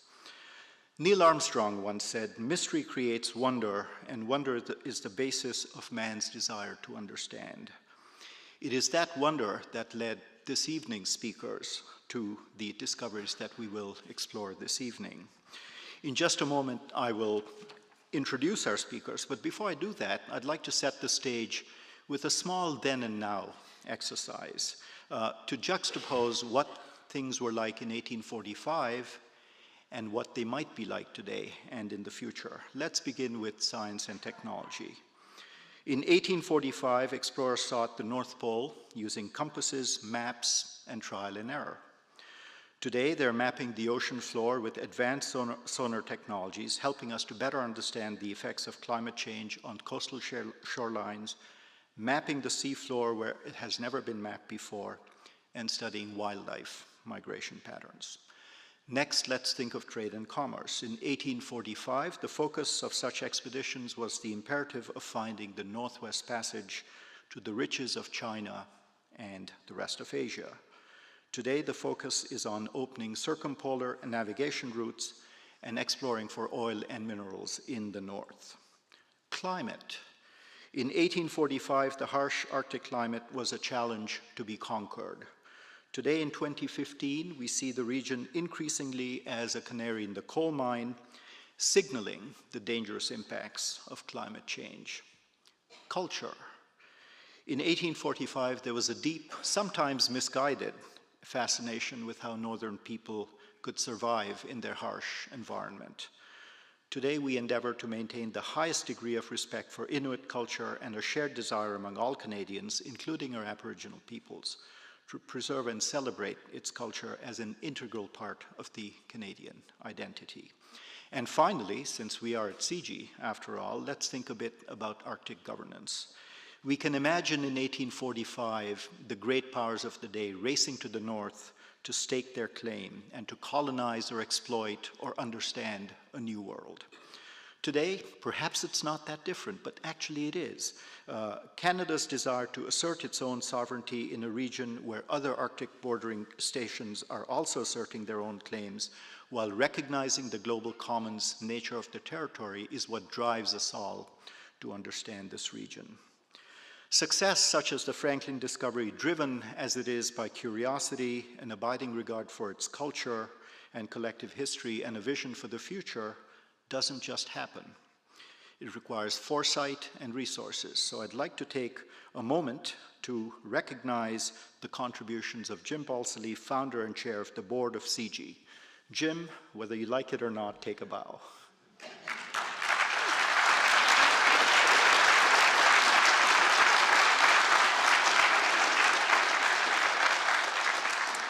And Jim, with fellow entrepreneur Tim McDonald, who's also with us, Tim, created the Arctic Research Foundation in August 2011 to catalyze the search for the vessel itself. Along the way, important partnerships and alliances were struck with Parks Canada, the Royal Canadian Geographical Society, the Royal Canadian Navy, the Canadian Coast Guard, the Canadian Hydrographic Services, the Canadian Space Agency, the Government of Nunavut, and many other supporters and government agencies. The search team had many talented members. I cannot name them all, but I would like to introduce the two who are with us and a third who will join us by video in a few minutes. Adrian Szymnowski is what we call the captain of the operation. He is the operations director of the Arctic Research Foundation. He managed the research vessel, the Martin Bergman, which is the workhorse of the Franklin search, and he now advises the foundation on key decisions. Adrian has degrees from the University of Manitoba in fine arts and in architecture. He applies his fire, paramedic, and dive training to ensure safe operations during searches and spends much of his summers in Nunavut. He will be joined by a real-life underwater archaeologist, although he's in suit and tie today, unusual, Marc-André Bernier. His job entails the careful study of artifacts, structures, and features to help reconstruct and explain the lives of people in the past. Marc-André has served as Chief of Parks Canada's Underwater Archaeology Services since 2008, and he has been with the department since 1990. In his work, he has worked on shipwreck projects in Canada, France, the US, Mexico, and Argentina. And as you might imagine, with a background like that, he's keenly involved in the research and practice of underwater archaeology around the world. Now, you may have seen in the publicity for this event that we also intended to have another visitor on stage tonight, Doug Stenton, who is an archaeologist with the government of Nunavut and the University of Waterloo. But he's unable to join us because he was called away by the Premier of Nunavut to join him on a trip to the high Arctic. So we do have a message from Doug that we will play with you next. Then we turn it over to Marc-Andre and Adrian, and they will take turns speaking, and we will have ample time at the end for a conversation with you all and our guests. So thank you again for joining, and Fred, I believe it's the video next. Thank you.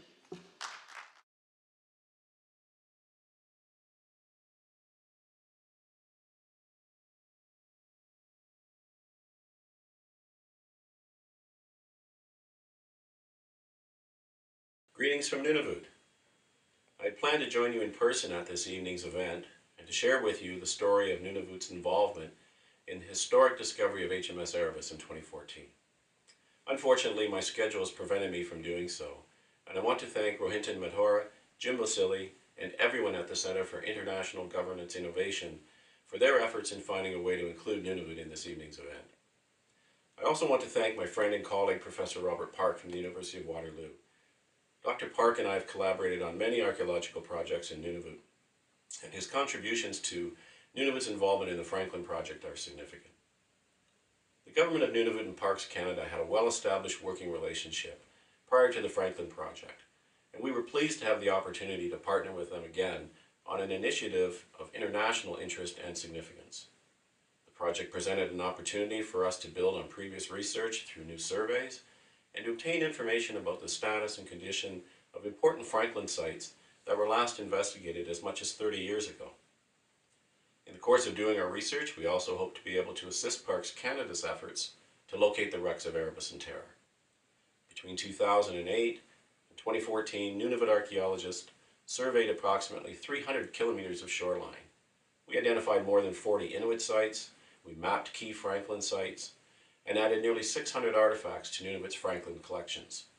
As a result, we now have a broader base of information for research and for cultural resource management purposes. Our research has also involved new analyses of skeletal remains from members of the expedition, including facial reconstructions and DNA analysis. We're hopeful that through these analyses, it might be possible to identify one or more of the individuals. Happily, in 2014, our efforts to assist Parks Canada in their search for the wrecks were a resounding success. On September 1st, on an island in Wilmot and Crampton Bay, our team found two unique artifacts, one of which bore two Royal Navy broad arrows. These artifacts suggested the possibility of a nearby wreck, and importantly, they were found in the area where 19th century Inuit reported that one of Franklin's ships had sank. Based on the discovery of the two artifacts, the next day, Parks Canada repositioned its sonar surveys to a point very close to the island. I'll leave it to Marc-Andre Bernier to share with you the events that transpired on that historic day. Thank you again for the opportunity to share a very brief overview of Nunavut's research activities and contributions to the discovery of HMS Erebus. It's been a pleasure working with all of the partners, and we look forward to a continued role in writing the next chapter in the history of the Franklin expedition. Enjoy the evening, and good night.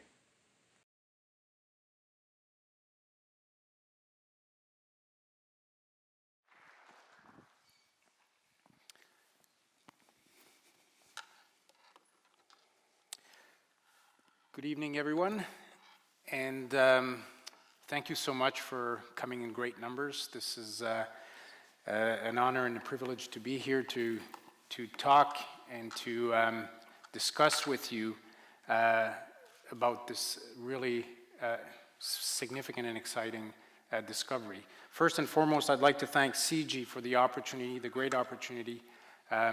Again, thanks, Jim, Rohinton, thank you again. And what I hope to do tonight is to share with you the excitement of the story, because it is truly an exciting story.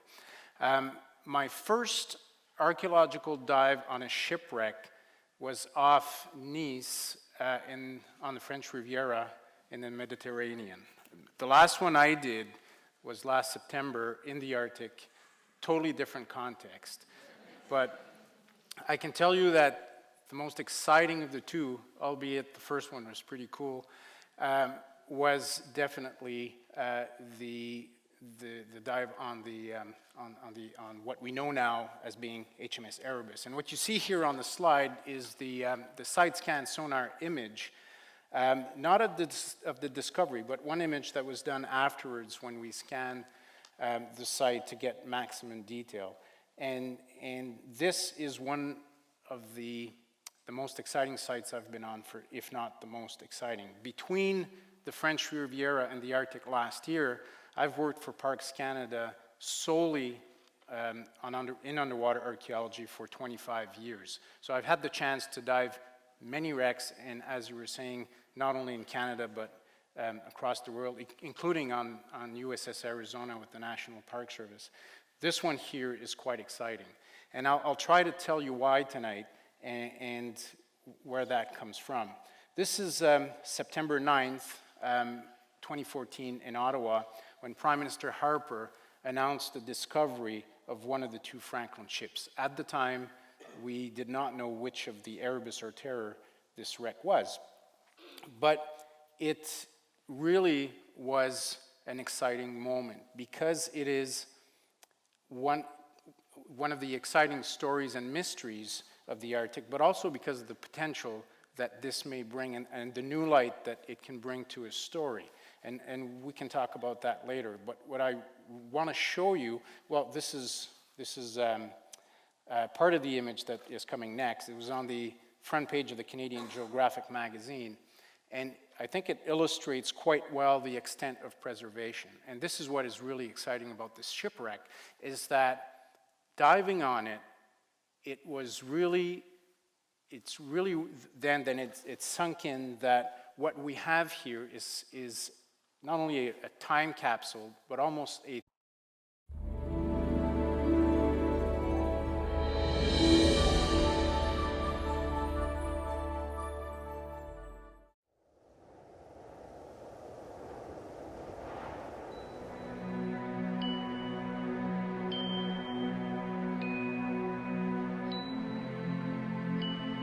Lying at the root of Canadian national identity, the ill-fated Franklin expedition, shrouded in mystery, has inspired novelists, songwriters, and painters alike.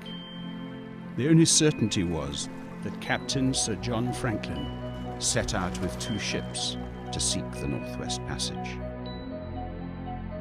Neither he nor his men were seen alive again.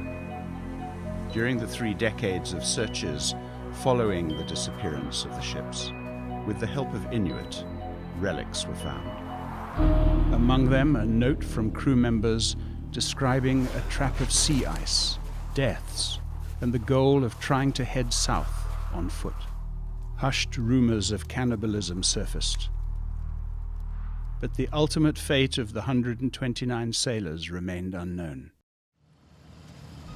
Recent re-examination of the few remains of the expedition discovered in the 19th century still sought to answer the oldest question: where did the two ships go? Now, 169 years after Franklin set forth, we know the final resting place of one ship.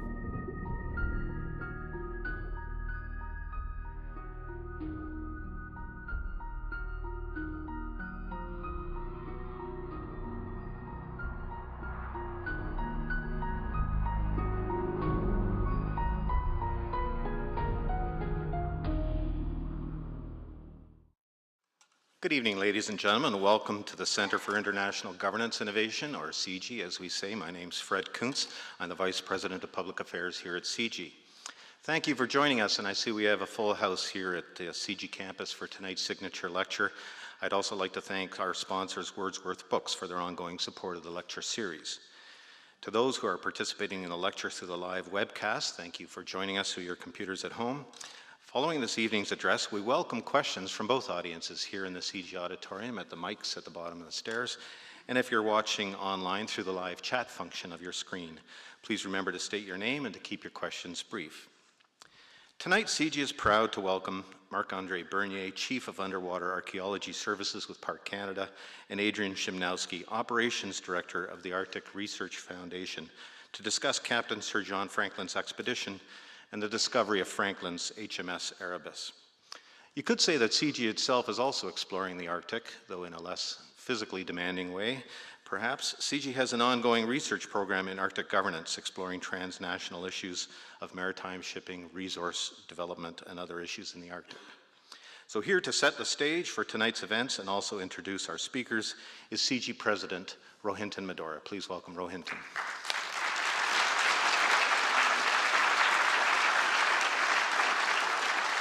Thank you.